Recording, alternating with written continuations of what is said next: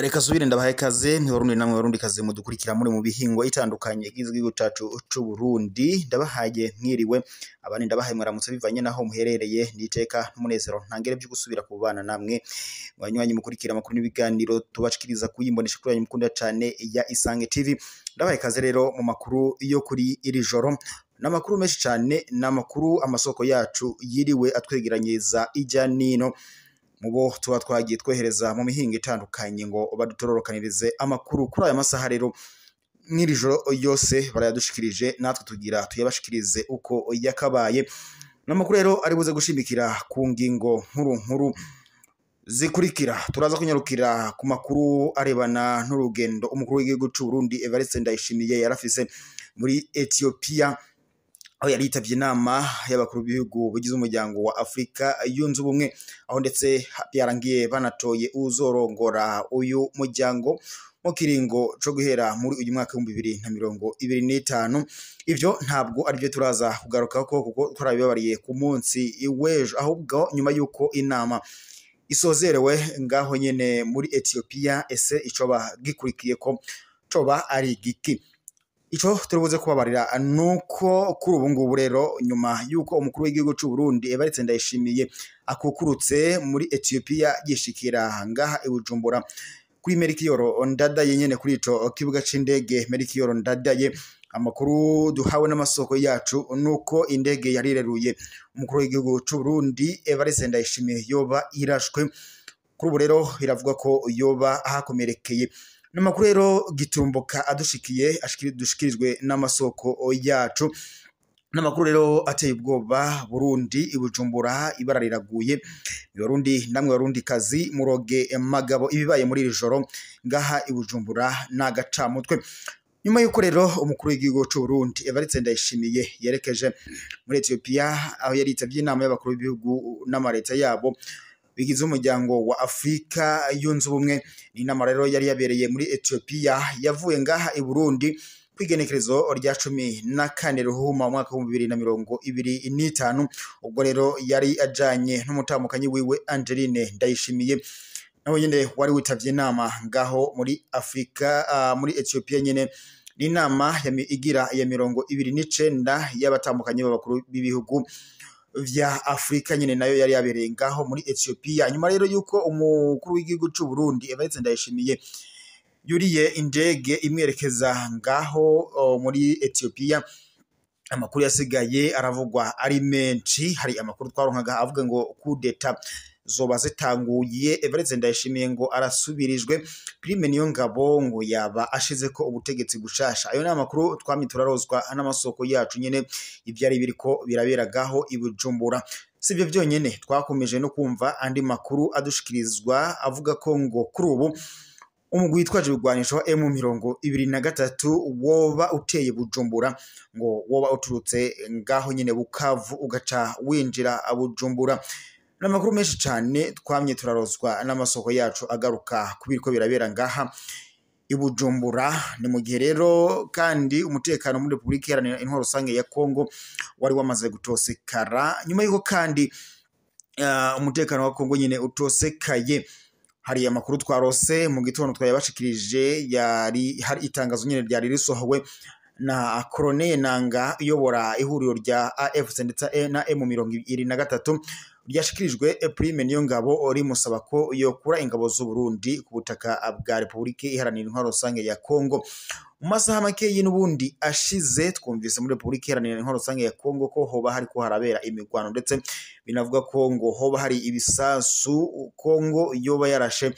ku butaka bw'u Rwanda gusa ingabo z'u Rwanda zikaza ngo kubisubiza cyangwa se ubwirinzi bw'ingabo z'u Rwanda nyene bwo mu kirere bukaza kongera gutesha inguvu ivyo bisase byari birashwe na Republika Iharanira Intwaro Rusange ya Kongo nk'uko rero twari ko turabibabarira nyene M23 kuri ubu ngubu biravuga ko yamaze kujabuka iva Bukavu yerekeza mu mugwa mukuru w'ubutunzi i Bujumbura ndetse ranavuga ko Bujumbura kuri uyu munsi yaba yamaze kuba isibaniro ry'ingwano zidasanzwe. Namakuru twaronkejwe n'amasoko yacu n'ubundi mu begera nyene mu gipolisi ndetse no mu gisirikare c'u Burundi muri etat major, n'amakuru bamye baraturosa. Kuri ubu rero amakuru turonkejwe n'amasoko yacu nuko mu gihe nyene umukuru w'igihugu c'u Burundi indege yamushikanaga ku kibuga c'indege iciye ngo iraswa n'abantu bataramenyekana. Ni ibintu rero na amakuru giturumbuka adushikirijwe mwiri ijoro Barundi namwe Barundi kaze muroge magabo. Nyuma yuko rero umukuru w'igihugu c'u Burundi ngo yari mu nama n'ubundi muri Ethiopia nyene, ni inama yari yamuhuje n'abandi bakuru b'ibihugu bitandukanye bigize umuryango wa Afrika yunze ubumwe, ngo perezida w'u Burundi yatoboye avuga ko intambara yariko iratutumba hagati y'u Rwanda n'u Burundi itakibaye, ndetse atangura mu majambo asegerereza ikigongwe avuga ko ngo u Rwanda ari umubanye mwiza kandi ngo bagomba kubandanya ngo bakagira umubano mwiza nk'uko n'ubundi ibihugu byombi vyahoze biragenderanira. Hari n'amakuru twe twarose twahawe n'amasoko yacu atuberera ko ngo kuri ubu imipaka y'u Rwanda no Burundi yoba igiye kongera kugurugwa. Hari amasanamu twabonye menshi abigaruka ko ndetse n'imbuga nkurukana bumenyi zitandukanye zagarutse kuri ayo makuru zivuga ko ngo imipaka ihuza u Rwanda n'u Burundi ngo yoba igiye kongera kugurugwa. N'amakuru rero twaronkejwe n'amasoko yacu, gusa ibyo byose byari bibaye mu gihe n'ubundi mu minsi iheze perezida w'u Burundi Evariste Ndayishimiye ubwo yagendeye intara ya Kirundo. Hari amajambo ateye ubwoba yari yashikirije abanyagihugu bo mu ntara ya Kirundo nyene ubwo yabaronsaga imfashanyo y'ibigori ndetse n'umuceri. Perezida w'u Burundi Evariste Ndayishimiye yarateruye abwira abanyakirundo ko ngo Burundi bwo barufise umwansi uwo nta wundi yashaka kugira avuge, yavugaga ko ari u Rwanda, ndetse ababarira ko ngo bagomba kurikanura ngo atagufyinata ngo akandi atagusinzira ngo bagomba kwama abarikanuye kubera ko ngo umunsi y'igisambo ngo iba ibaze. Yatureye avuga ko kandi ngo abarundi ngo bagomba kuzoha isomo rikomeye igihugu c'u Rwanda, ngo abandanye ndetse navuga ko ngo bazosigurirwa imvo n'imvano y'ijambo ikirundo nk'uko nyene amasoko yacu yari yabidushikirije ngaho i Bujumbura nyene mu begera aho umukuru w'igihugu c'u Burundi yari yagiye ngaho mu Kirundo. Nyuma yaho rero baje guhura n'ubundi muri Ethiopia, habandanya hadushikirizwa amakuru menshi cyane ko batamiranye neza. Gusa nyuma yaho nyene niko twazaga kuronka ayo makuru atoberera ko kuri ubu Evariste Ndayishimiye ngo yoba yaje kuganira n'umukuru w'igihugu c'u Rwanda Paul Kagame, ndetse bakanumvikana ko ngo imipaka yoba igiye kongera ufungurwa. Imipaka y'u Burundi n'u Rwanda yari yafunzwe ku mvongo z'uko leta y'u Burundi iyagiriza leta y'u Rwanda ko yabifatikanya n'umugwi witwaje ibigwanisho wa Red Tabara wama ugaba ibitero mu mihingo itandukanye igize igihugu cacu c'u Burundi. Nyuma y'ivyo rero leta y'u Rwanda yabandanyije ihakana ivyo birego yivuye inyuma, ikavuga ko atayihuriye n'umugwi witwaje ibigwanisho wa Red Tabara. Umugwi wa Red Tabara rero ukorera mu manuko bwa Repubulika iharanira intwaro rusange ya Kongo, niho ufise ibirindiro ndetse ukaba ari naho ukunda gutera uturutse. Nyuma rero yuko perezida w'u Burundi n'ubundi yohereje ingabo muri Repubulika iharanira intwaro rusange ya Kongo, birasa nkaho yabivye ugwanko hagati y'umugwi witwaje ibigwanisho wa M23 ndetse n'igisoda ca leta y'u Burundi FDNB. Nyuma y'ivyo rero byaje gutera ishavu ntangere umugwi witwaje ibigwanisho wa M23 ari nawo ndetse urongowe na Colonel Nangana Sultani Makenga. Nyuma y'ivyo rero haje gusohorwa itangazo ryihuse cyane ribarira nyene igisoda c'u Burundi ko ngo kigomba kuva ku butaka bwa Repubulika iharanira intwaro rusange ya Kongo mu masaha adashika 48 gusa. Banashira ko ngo mu gihe bitoza kuba vyakozwe umugwi witwaje ibigwanisho wa M23 uraza kwishikira i Bujumbura ngo urabajana wababoshe, kandi ibintu biraza kuba nabi.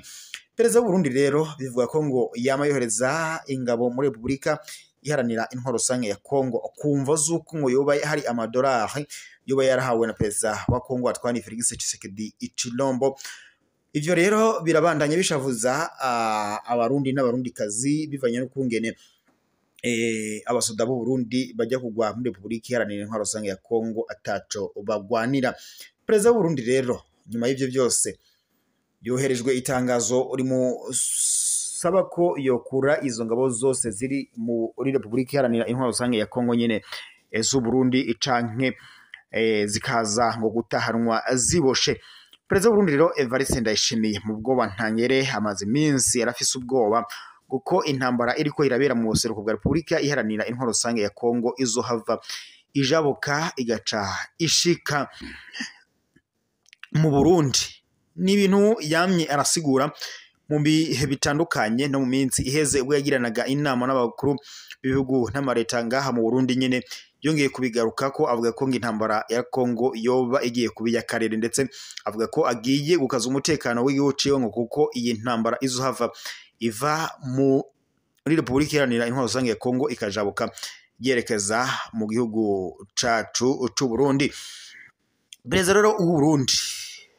mu kuva nyene yarariko arakukuruka muri Ethiopia n'umutambukanyi we, amakuru giturumbuka adushikiye ngo nuko indege yari mushikanye kuri miye ku kibuga c'indege Melchior Ndadaye yoba ikoze isanganya ngo uwo ba yayirashe gushika majenga ya akaba ataramenyekana. Gusa iperereza rirabandanya ngo hamenye uwo ba yakoze ayo mabi maze ngatabwe mu nyororo. Ngayo rero amakuru yo mwirijoro twari tubafitiye. Reka amakuru yacu tube tuyasozerereye ngaha, turaza gusubira mu makuru yacu ya mu gitondo tuza gushikirizwa n'ubundi n'amasoko yanyu ari nayo yacu aba yabashikiyeyo akabatorokaniriza amakuru yose uko yakabaye. Reka rero dushimire mwe Barundi namwe Barundi kazi mwari mukurikiye amakuru n'ibiganiro twabashikiriza kuri imbonesha kwanyu mukunda cyane ya Isange TV. Iryari iteka n'umunezero ntangere byo kuba twari kumwe namwe mu makuru n'ibiganiro twabashikiriza kuri imbonesha kwanyu mukunda cyane ya Isange TV. Mubandanye mukurikira amakuru n'ibiganiro tubashikiriza kuri imbonesha yanyu mukunda yacu ari nayo yacu ya Isange TV. Nkabanyi mudukurikira muri mu mihingo itandukanye gizigihugu cacu c'u Burundi, nk'abari mu ducimbiri dutandukanye, amazone atandukanye, amakaritiye atandukanye, ibisagara bitandukanye, intara, imitumba, byose bitandukanye bigize igihugu cacu c'u Burundi. Reka kandi dushimire abadukurikiraga bari mu bihugu bibanye nk'u Rwanda, Repubulika Iharanira Intwaro Rusange ya Kongo, Uganda, Tanzania, Kenya, Malawi, Mozambique, Afrika y'Epfo ndetse n'ibindi bihugu byose bigize Afrika tutabashije kudondora. Kandi turateye yambo tunashimira abadukurikiraga bari hakurya y'ibiyaga binini nk'abari muri Amerika, Australia ndetse ni Buraya. Mwese turabateye iyambo kandi tunabashimira kuba mwari kumurakurikira amakuru n'ibiganiro tubashikiriza kuri imbonesha kwanyu mukunda cyane ya Isange TV. Ryari iteka rero n'umunezero ntangere byo kuba twari kumwe namwe. Eka ndabibutse mu fyonde s'abonner na partager maze mujye murabona amakuru n'ibiganiro tubashikiriza kuri imbonesha kwanyu mukunda cyane ya Isange TV. Reka rero mbabarire ko amakuru yacu yo kuri iri ijoro no kuri uyu munsi tuyasozereye ngaha, tuzosubira ku munsi w'ejo mu gitondo. Mugire ijoro ryiza kandi Imana ibandanye kubarinda. Turaza gusubira mu makuru ya mu gitondo.